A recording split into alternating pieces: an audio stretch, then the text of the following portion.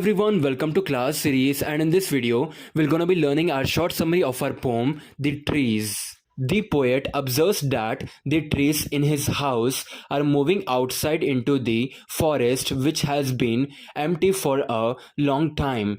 It is important to understand that the trees are not actually moving, but it has been used as an imaginary by the poet to show the destroyed forest and the false nature that humans have tried to keep in their houses. Since the forest outside was empty, no birds could sit on the branches of trees, no insects could hide in the trees, and sunlight could never disappear under the shadows of the trees.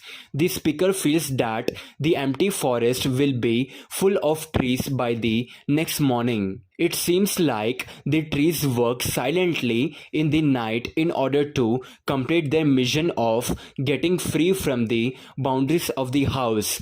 Therefore, they work all night to free themselves through the cracks on the veranda floor. The leaves of the trees try very hard to put a lot of pressure on the glass so that they could break it.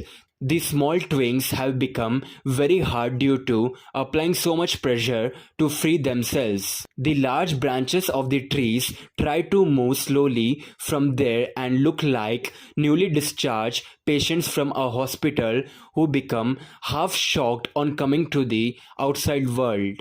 The poet sits in her house writing long letters with the doors of the house opening to the veranda.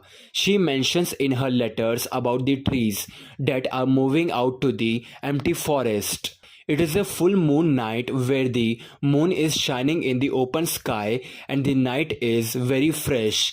The poet smells the leaves and lichens coming from the trees that reach her like a voice. The poet listens to the sounds coming from the leaves and lichens of the trees.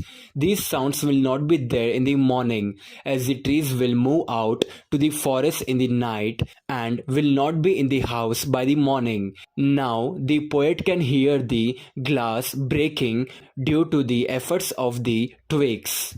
The trees hurry outside, stumbling on each other. As the trees go in the open, it seems like the wind is moving fast towards them to meet them. The trees are so tall that they have the moon into pieces like a broken mirror. The moon sits like the crowns on the head of the tall oak tree.